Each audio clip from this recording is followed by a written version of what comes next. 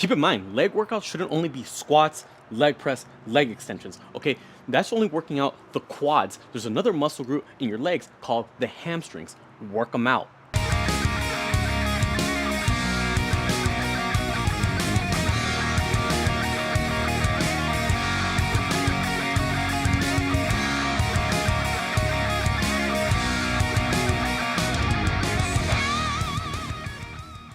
What's up everyone, David here, got a new video for y'all today, but before we get into it, if you haven't already, make sure you subscribe to the channel, hit the bell notification so you don't miss out on any new videos, because remember, new videos on this channel every Tuesday, Thursday, and Sunday, so don't miss out.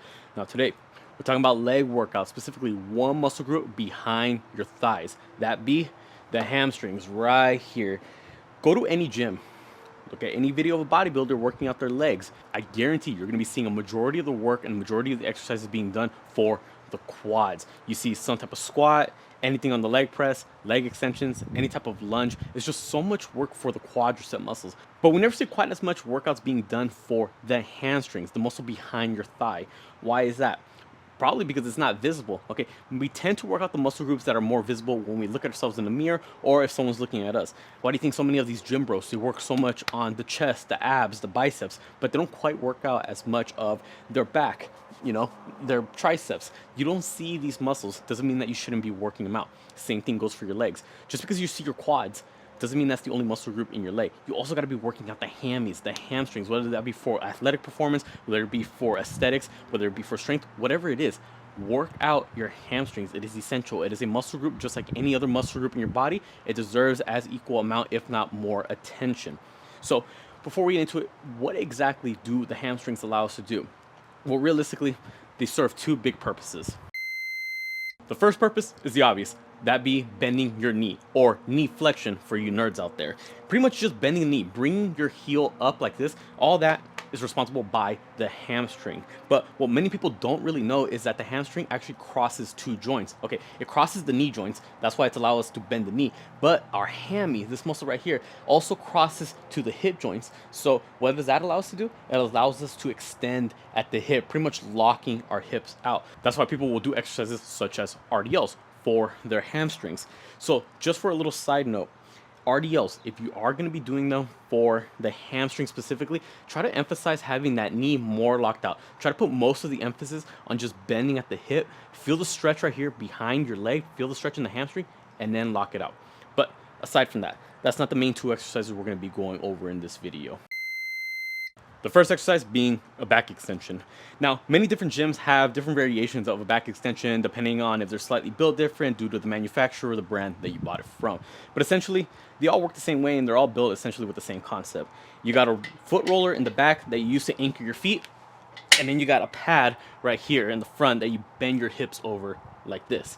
And essentially that's all that's happening. You're just bending at the hips, your torso's coming down, and then you're bringing it back up. No big deal. Now, this is a good exercise, but if we want to really target the hamstrings, there's ways to make it better. Number one, when we are here, we want to make sure we're adjusting the height of everything properly. Now, with this type of model that I have right here is one of the old school type of back extensions. There's really nothing to adjust other than the height of the foot roller. But I'm pretty sure many of you have seen the ones at the gym where you could actually angle the degree that you want the pad to be, and you actually could adjust the height of the pad. Too many people, when they're bending over the edge of the pad, you actually see the pad is right here on the edge of maybe a little bit on their lower stomach. No. You want to set the pad a little bit lower so that when you're bending over it, the crease of your hip actually bends over the edge of the pad right here. So for example, if I was a little too far back like this, and I try falling forward, that just rounds my back over it. I'm not getting that stretch in my hamstring. But if I were to adjust it so now that my hip crease is on it, now I'm bending directly over the edge of the pad. And what does this mimic? It mimics the RDL, that exercise that we just went over. So that's going to be a good one to do when it comes to this exercise. Another great way to make this even better for the hamstrings is to actually have that mind muscle connection, really feel the full stretch and the full contraction with this machine. Now, here's the thing though, when we go down, too many people, they just let gravity do all the work. They just completely fall down and then they're just using a little bit of momentum to come up. No. control the tempo of the exercise, control how fast it is that you're going. When you go down nice and easy. All right, feel the stretch on the hamstring. Go down low enough to the point where you feel the hammy, the muscle behind your thigh, really pulling, and then control yourself on the way. Don't just use your arms to pull yourself up with some momentum. No, let the hamstrings do all the work. Now, if you're having a hard time actually doing so, let's just say no matter how hard you try, you either feel it too much on your lower back or too much on your glutes, which is perfectly fine. Depending on how you're doing it, those are all different muscle groups that can be worked. But if we really want to add an emphasis on the hamstrings themselves, one thing you can do with this exercise is still set yourself up properly. Make sure your hip crease is lined up right over the edge of the pad. But now, before you even go down, purposely round your back. And then from right there, with that rounded back position, now bend at the hip. So if you're looking at me from right here, before I start, rounding my back like this, and then bending at the hip. This right here will add that lengthened portion of the hammy. This is what's going to really help you feel that stretch. This is going to really bias the hamstring. This is going to take that lower back and that glute work out of the equation. So now your hamstrings have no choice but to work harder. Final tip to make this a better exercise for the hammies is add some weight. So usually when it comes to a back extension, it's one of those machines where most people will just do it with their body weight. But here's the thing. Every other exercise that we do for any other muscle group, we don't do it with our body weight. When you bench press, are you doing it with body weight? No, if you did, it would essentially just be a push-up. No, you use a bar and you use some plates. Curls, you don't do it with your body weight. You use some dumbbells, you use some cables, you use a barbell. Same thing with squats. If we really want to build up our quads, we don't just do body weight squats. No, we put a bar on our back, we put some plates on there. Nothing should be different when it comes to working out your hamstrings. Treat it like any other muscle group.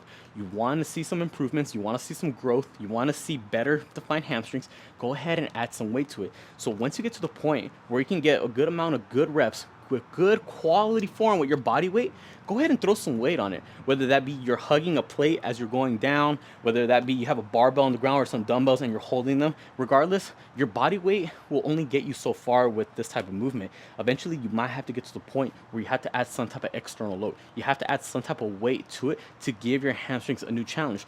Because let's be honest, if you're getting like sets of 12, 15, probably 15 plus reps with your body weight, and that's with the full stretch, the full contraction, that's with good tempo, slow and controlled, everything is just perfect, then buddy, you're gonna have to add some weight. You need some type of new challenge to really target the hamstring and promote further growth. Again, treat it just like any other exercise. Just how all bodybuilders, what do? We add weight to every exercise. Same thing with the back extensions. Don't rely on the body weight exercises, add some resistance to it. Now, that wraps up the back extension. Second exercise, for the very few of you who actually do train hamstrings, I'm pretty sure the very few exercises that you do for it, one of them is bound to be some type of leg curl. Essentially, some type of machine or movement where you're forcing your knee to bend this way. Now, what I'm about to explain to you might not apply to everyone because not every gym has this type of hamstring machine. But if you do, even better. Most people, most home gyms, most public gyms will probably have some type of lying hamstring curl. You know, the one where your stomach's side down and you're curling your legs up. That is perfectly fine. That's a great exercise for the hammies. But if you have this type of hamstring machine, the seated hamstring curl, that would be even better. For all of you who have a home gym, I recommend you get something like this. I got this one for $100. It's a 2-in-1. So I got right here, I got a leg curl machine, and to adjust it, to make sure it's for the hammies, pull the pin, bring it up, try to pull it up all the way, move the little lever, boom, right there. The weight goes on here. So just imagine I'm right here, there's a good amount of weight, and I'm curling my legs down, and then to keep my legs anchored so they don't float upwards, boom, I got the thigh pad right there. So again, just imagine there's a weight right here, and I'm curling it down, and then letting slow and controlled back up. Now, this is an absolute great exercise for the hammies. Now, what makes this one so much better than the one that's lying down that, again, most people would be accustomed to? We're going to be talking about shortened position and lengthened position. So, we already established that the hamstring crosses two joints. Crosses over the knee, crosses over the hips. Once a muscle crosses two joints, we want to make sure we stretch them across both joints when we're doing the exercise. So, how do we stretch out the hamstrings from the knee? By extending the knee out. Once you extend your knee out, I'm pretty sure many of you will feel this stretched out right here. But if we're standing up straight, that doesn't stretch out the part that crosses over the hip. So how do we do that? by now bending at the hip. Because look, now essentially what position am I in? My knees are locked out and my hips are bent. That's exactly the same position we were on with the RDL. That's exactly the same position we were on with the back extension. So we're gonna mimic here. If at any point you have any chance to train a muscle in the lengthened position, stretching it across both joints that it crosses, that will produce more growth. Why? Because now the muscle has more range of motion that it has to contract against. That's why I prefer this one more than the lying leg curl. Again, you go on both. Tell me you don't feel a much greater stretch when you're on the seated hamstring curl compared to the lying one. Lying one's still good, but if I had to choose one over the other for long term, I would choose this one. So as much as I keep praising that this one's a great machine, part of it is because I have access to it and it was only $100. What can we do to make it an even better exercise? Well, number one, stop ego lifting.